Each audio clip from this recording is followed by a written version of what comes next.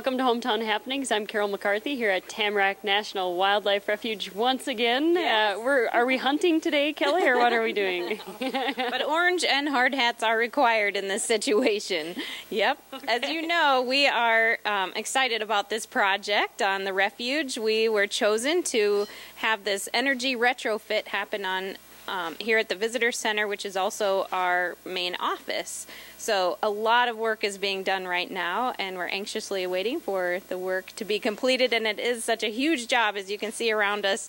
There's a lot of demolition that's happened and a lot of reconstruction that'll be happening, so about a year process. Okay, all right. I was going to say it's looking very rustic here. Yes.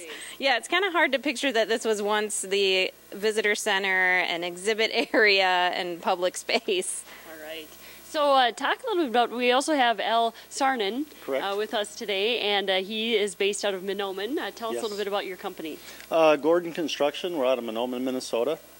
And the company is 100% Native American owned, so that's one thing good about us. But we do anything from infrastructure to complete buildings, turnkey situations. All right, excellent. So you are in the process of transforming this building into a green building.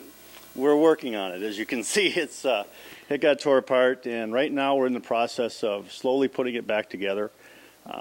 Everything in here will be spray foamed insulation, all new insulation. There's been asbestos abatement on ductwork that was actually used for supply air. That's all been taken out, and everything is going to be redone, remodeled. All right, excellent. And we'll ask you more about the time frame as well. And Kelly, now talk about now you said that this is part of the federal government's redoing of the U.S. Fish and Wildlife buildings around the nation, or is it just in Minnesota, or how does that work? Right. The federal government has some initiatives to upgrade most of their buildings to fossil fuel free buildings. So this one will be operating on geothermal and solar for heating and cooling and its energy use. So we'll save a lot of energy through that geothermal process, as well as all the insulation and the new windows that'll be much more efficient. So we're excited to see that happen. All right. So Al, when did you start this project, and how far along are we now? We're now in the middle of September. We started right around the middle of July, and we're hoping before the winter hits us here, we'll have this thing on the outside completely enclosed and be working on the inside over the winter. Also, what we're looking at for completion, we have 410 days, I believe, Kelly, but we're going to try and shorten that up by a few months. Okay. Is there a little incentive to do that? We get done earlier and get out of here. That's the main thing. Oh, it's a beautiful area up here, though. I can't imagine working in a better place. But yes, it does look like, you know, you've taken everything out, kind of gutted the place, and you're working on and geothermal. I mean, where did you put that, and how does that work with a building that's already existing? Well, actually, the floors have been tore out. The new lines are in, and you can actually see geothermal lines right behind us. And the geothermal well field itself will be, this is a horizontal drill, and it'll actually be underneath the wetlands, which will be behind the building. So that part of it will be happening here hopefully this month yet. They'll be doing the boring on that. Well, working in the natural environment, did you have to take some extra precaution? I mean, there's a lot of issues surrounding, you know, any kind of building around natural environment, but I'm sure there are a lot of extra precautions taken and all that sort of crossing your T's and dotting your I's, and just making sure you're not affecting the wildlife, obviously. Right. We've got limits where we can work. We've got our SWIFT program in effect and stuff like that. And then Kelly and them keep a good eye on us too, Kelly and Neil. I'm sure. All right, we're at Tamarac National Wildlife Refuge. They're getting retrofitted for energy, green energy here. And we're going to take a quick break and be back with Al and Kelly after this. Welcome back to Hometown Happenings. Carol McCarthy here with Kelly Blackledge and Al Saarinen.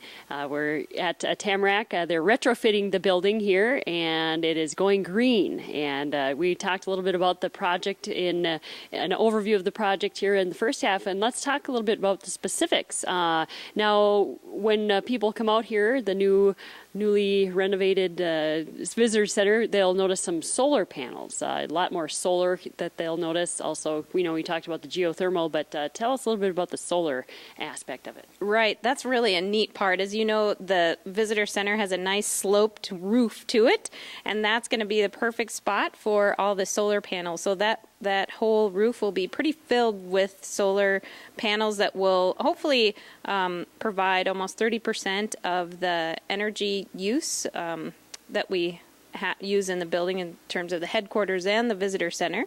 And then we'll also have solar panels on another portion of the building that will be used for hot water heat. So all the hot water will be heated through solar as well. Right. Al, how many of these sort of projects do you do? Do you retrofit a lot of buildings? We've done a couple, but it seems like there's getting more and more as we get into this green and LEED certification stuff. Mm-hmm. Okay. All right. And this project this project is going to take nearly a year. Is that typical? Yeah, something this size. It's $2.2 million. It's a pretty good sized project, so that's about right. About 1 year.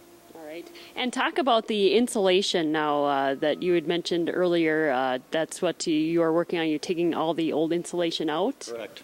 Yeah, all the old insulation has been completely gutted out of the building. We'll do a spray foam 5-inch on the ceiling. We've also done 2 inches of rigid insulation above the existing roof and then plywooded that, and then we'll have a standing seam roof on top of that, along with all the new insulation on the outside of the wall, which would be another 1.5 inches of rigid besides the spray foam. So this thing's going to be pretty energy efficient as far as the insulation is concerned. All right, and of course I see fewer windows here too. Yes, all the windows were completely taken out of the entire place, and all new energy efficient glass going in the entire building, and there is a lot of it. Okay. All right. So right now we're standing kind of in the middle of the project where you've taken everything apart. Now you're going to put things back together. And how long? Like I said, we're in mid-September. So putting things back together. Tell us, give us another little timeline how that's going to come to pass. One step at a time. No, everything's coordinated. We have a schedule that we've put out and stuff on time frames. And at this point, we're setting our structural steel, stuff like that. We're pretty much on track. We should have, like I said earlier, the exterior roofing, all the exterior siding, stuff like that. We're hoping to have it done before the snow comes. Then that'll give us the winter months to work inside on the building, such as our mechanical, our electrical, and stuff like that. So are there a lot more details involved in this sort of retrofit, or do you foresee that taking a lot of extra time?